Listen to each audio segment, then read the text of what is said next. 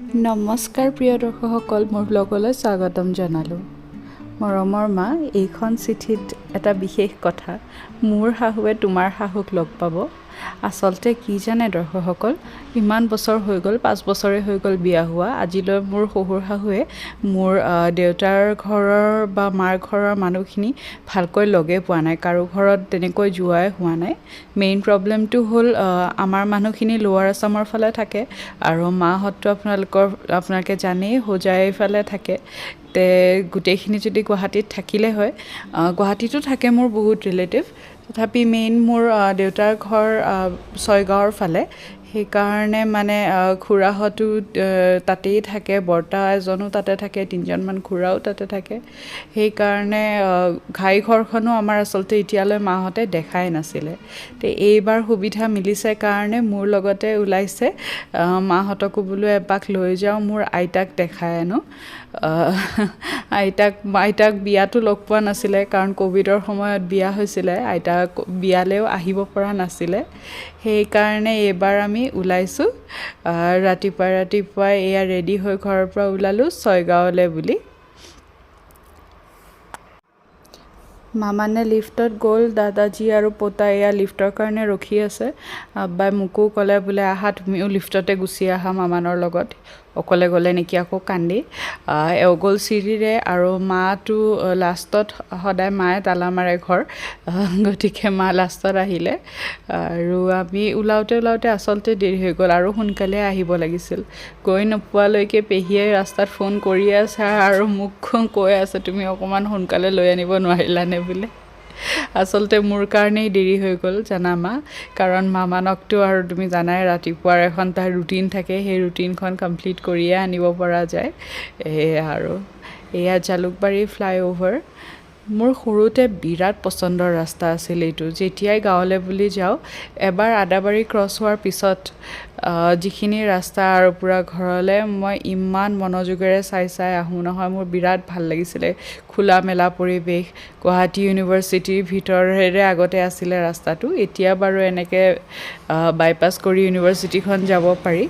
আগতে ইউনিভাৰ্চিটিৰ সেই প্ৰকাণ্ড কৃষ্ণচূড়া গছবিলাক চাই মই মানে এখন বেলেগ পৃথিৱীত গুচি যাওঁ আৰু। এইদিনা অৱশ্যে খুব ধুনীয়া বতৰ আছিলে, মানে অলপ ডাৱৰীয়া। পিছে মই এতিয়াহে কৈছোঁ ধুনীয়া বতৰ বুলি, সেইদিনা গৈ থাকোঁতে পিছলৈ যি কাণ্ড হ'ল, মানে আমি আধা বাট পোৱাৰ পিছতে এনেকুৱা ধুমুহা আহিলে, দেখাই আছোঁ ৰ'ব। আগে কওকচোন মাৰ শাড়ীখন কেনেকুৱা লাগিছে। এইখন শাড়ী আচলতে মই বালে বুলি লৈছিলোঁ, কিবা এটা অকেজনত, পাহৰি গ'লোঁ আৰু। কিন্তু বায়ে যে শাড়ী নিপিন্ধে বেছি, সেইকাৰণে আজিকালি এইখন মায়ে পিন্ধে। কালাৰটো মোৰ বৰ পচন্দৰ, ডাৰ্ক গ্ৰীণ কালাৰটো মই বৰ পচন্দ কৰি লৈছিলোঁ। এয়া 1 ফুটা 2 ফুটাকৈ পানী পৰিছেই, দেখিছে নহয়, বৰষুণ অলপ আৰম্ভ হৈছেই। আৰু এয়া মামানৰ বানানা ব্ৰেক চলি আছে। অকণমান আগত আহি মামানে এয়া বাপেকৰ লগত গাড়ীত বহি স্নেক্স কৰি ল'লে। বাপেকে পুতেকে অকণমান মজা কৰিছে। এইবোৰ কৰোঁতেও অৱশ্যে আমাৰ আৰু অলপ দেৰি হৈ গ'ল বাৰু। আৰু এয়া দেখিছেনে, সন্মুখত দেখিছা মা, কি অৱস্থা, কি ধুমুহা। বৰদৈচিলা মাকৰ ঘৰলৈ গৈ আছে আৰু। এয়া একোৱে দেখা নাপায় আপুনি, মানে 1 মিটাৰ আগলৈকেও এনেকুৱা ধূলি ভৰ্তি আৰু। যি হওক, সেইবোৰৰ মাজতে আহি ছয়গাঁও পালোঁ আমি। আৰু আহিয়ে এয়া মোৰ ডাঙৰ পেহা আব্বাৰ ওচৰতে বহি আছে, আৰু আহিয়ে পেহীহঁতে ফল মূল চৰ্বত দি আৰম্ভ কৰিছে। এয়া মোৰ সৰু পেহী, এয়া মা তোমাৰ মৰমৰ শৰাই, তোমাৰ সৰু ননদ আৰু তোমাৰ ডাঙৰ ননদ। দৰ্শকসকল, এয়া মোৰ ডাঙৰ পেহী চাহ জলপান আনিছে যে। বইল কণীটো আমাৰ ছয়গাঁৱৰ ফালে একেবাৰে স্পেচিয়েল নাস্তা আৰু। পিঠা যেইবিধে নবনাওঁ কিয়, মিঠাই যেইবিধে নিকিনক কিয়, লগত এটা বইল কণী থাকিবই। গতিকে এয়া বইল কণী, এই বস্তুটো মানে মোৰ হাজবেণ্ডে বিৰাট আমেজ পায়। তোমালোকৰ ঘৰলৈ, কাৰোবাৰ ৰিলেটিভৰ ঘৰলৈ গ'লেই সদায় বইল কণী খাবলৈ দিয়ে যে, কেলে তেওঁলোকৰ ফালে মানে এইটো কালচাৰ নাই আৰু, যে মই বোলো আমাৰ এইবিলাক লোকেল কণী ঘৰত মানুহে মুৰ্গী পোহে, কেলে নিদিব ন, আলহী ইমান খাতিৰ কৰেই চবে, সেইকাৰণে আৰু। অকণমান সোৱাদ মামানেও লৈছে। সি অৱশ্যে কিনো খাব আৰু সি পিঠাকে খাইছে অকণমান চিকুটি আৰু বহি আছিলে যে অকণমান আগতে আপোনালোকে দেখিছিলে এয়া হয় মোৰ আইতা আমি অৱশ্যে আইতাক বুঢ়ীমাই বুলিয়ে কওঁ মা তোমাৰ শাহু মা দেখিছানে বুঢ়ীমাই ক্ষীণাই গৈছে নহয় জানো অকণমান ঘৰৰ ভিতৰলৈ আপোনালোকক লৈ আহিছোঁ এয়া পেহীৰ কিটচেন এইটো অৱশ্যে মোৰ সৰু পেহীৰ ঘৰ ইয়াতে মোৰ ডাঙৰ পেহী আৰু পেহাও আহিছে তেওঁলোকে ওচৰতেই থাকে আৰু এয়া মোৰ সৰু পেহী নাচিৰাণ পেহী আৰু এয়া মোৰ খুৰী গুমিত থাকে ছয়গাঁৱৰ পৰা গুমি আৰু অলপ দূৰতেই হয় আৰু খুৰীও আহিছে আজি পেহীৰ সহায় কৰি দিবলৈ পেহীয়ে মানে আলহী মাতিছে যেতিয়া সৈন্য সামন্ত যোগাৰ কৰিছে আৰু এই অকণমান সহায় কৰি দিবলৈ বুলি গতিকে খুৰীও আজি ইয়াতে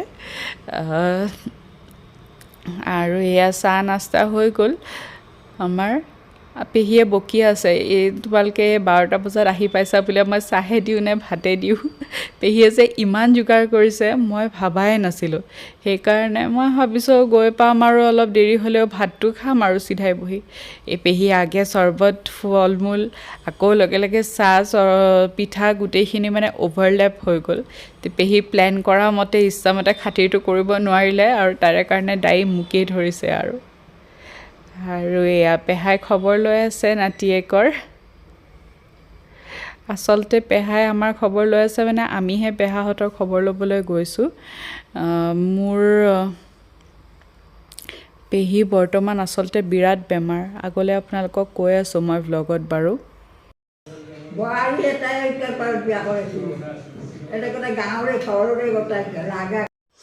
বুঢ়ীমায়ে মাৰ লগত কথা পাতি আছে আচলতে মায়েও ভালকৈ আমাৰ ছয়গাঁৱৰ ফালৰ ভাষাটো তেনেকৈ বুজি নাপায় তথাপি চেষ্টা কৰি আছে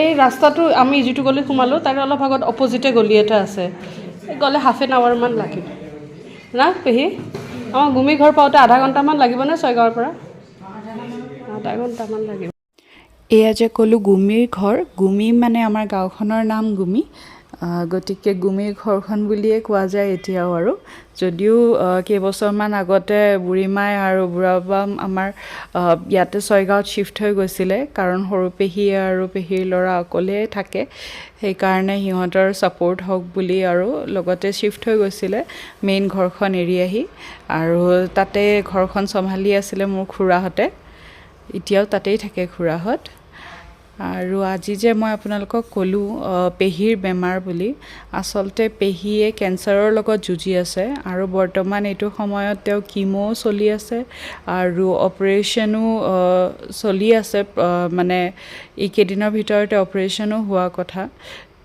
পেহীক খবৰ ল'বলৈ আচলতে মাহঁত মেইনলি এবাৰ আহিলে কিন্তু পেহীৰ মনৰ বল দেখি কেনে মাহঁতো মানে আচৰিত আৰু আচলতে মানুহে যিমান ধুমুহা জীৱনত পাৰ কৰে সেইবোৰৰ পৰাই শক্তি লৈ কেনে আগুৱাই যাবলৈ সাহস গোটাই লয় নহয় জানো মাতো তুমিতো নাজানা তুমি যোৱাৰ পিছত আমাক এৰি থৈ গ'ল ধনেও মানে দৰ্শকসকল মোৰ ডাঙৰ পেহীৰ ল'ৰা মোৰ সৰু ভাইটি সি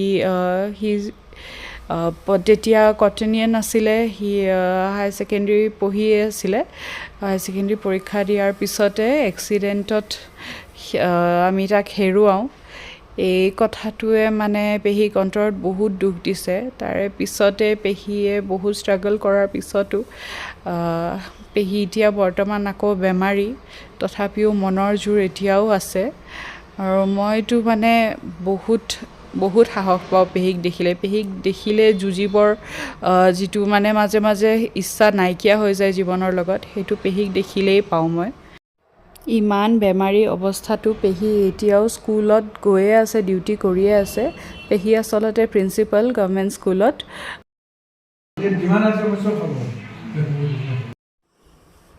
ভাত খোৱা পৰ্ব আৰম্ভ হৈ গ'ল আগে মাহঁতে খাই আছে আৰু জোৱাইকক বহাই দিছে পেহাই লগত বহাই লৈছে জোৱাইকক লৈ চবৰে আপত্তি মাছ মাংস বিশেষ একো নাখায় অকল চিকেন 1-2 পিচেৰেই ভাতখিনি খাব তেওঁৰ কাৰণে মানে যত্ন কৰি ৰান্ধিলেও মানে দুখেই লাগে আৰু এয়া পেহীয়ে চোৰৰ কাহিনী কৈ আছে। ইমান সৰু ল'ৰা এটাই বোলে অলপতে চুৰ কৰিছে, তাকেই দেখি তাকেই সেইটো কাহিনীকে কৈ আছিলে আৰু এইফালে মামানে অকণমান লাজ কৰি আছে মোমায়েকক। এইটো হ'ল মোৰ সৰু ভাইটি, মানে সৰু পেহীৰ ল'ৰা মাৰুফ। আপোনালোকে ভাবিব পাৰে পেহীক আৰু ল'ৰাকহে দেখালেও পেহাক দেখুওৱা নাই। আচলতে আমাৰ ঘৰত বহুত দুখ, কাৰণ সৰু পেহাও আমাৰ মাজত আজি নাই। মাৰুফ সৰু থাকোঁতে আমি সৰু পেহাক হেৰুৱাইছোঁ। আমাৰ জীৱনবোৰত এনেকুৱা মানে বহুত অভিজ্ঞতা আছে য'ত মৰমৰ মানুহবোৰ হেৰুৱাইছোঁ।